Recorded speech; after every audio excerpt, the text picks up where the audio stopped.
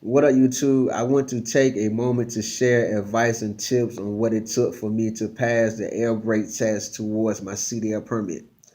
You need your CDL permit before you enroll in any CDL school in America. You also need your DOT physical done before the DMV issue you your CDL permit. That is something the DMV in Orlando informed me about. The air brake section of the CDL handbook is 10 pages long. My goal is to study Monday through Friday for an hour each night. Read 2 pages Monday night for an hour. Tuesday night review Monday night study, then read 2 more pages for the rest of the hour. Wednesday night review Monday and Tuesday studies, then read 2 more pages for the rest of the hour.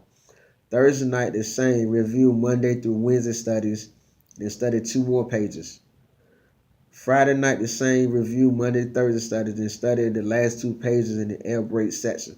On Saturday and Sunday, I take the air brakes practice exam on CDL Study Buddy out twice a day. Sometimes I take the practice exam 3 times if my scores are under 90%.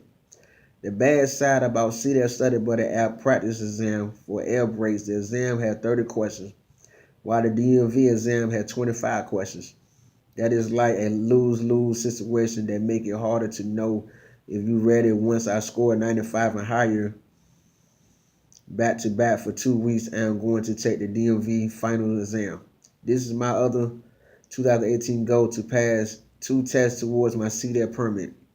The good thing about the air brake section of the CDL handbook, most of it is covered in general knowledge section. You only have eight pages of new material in the air brake section that not covered in the general knowledge section.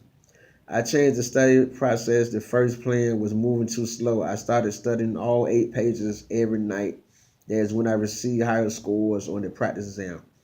I got off early, was confident to the max. I went to the DMV to take the final exam. The hour wait was long. I studied and took the practice exam twice before my number was called. I failed the air brake exam with 19 to 6.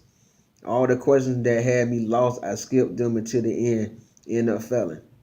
I retook the test and had hour wait after I read the first 4 pages of the air brakes test. My number was called. I failed again. This test, 18 to 6. I asked the cashier if I could get printout of the questions I got wrong. She replied no, then gave me a website that would help. I checked the site out later that day.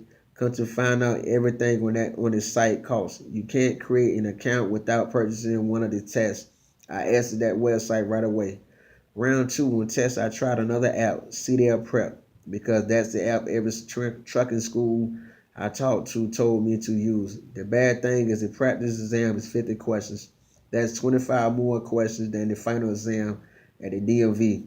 But the questions are worded the same way they're worded on the exam, and you don't get the same questions more than once.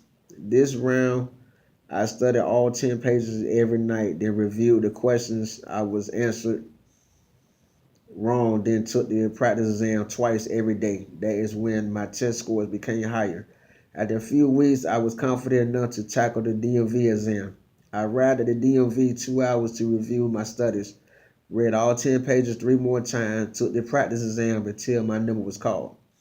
I got three or five correct, then missed one, then got the rest right until the test cut off.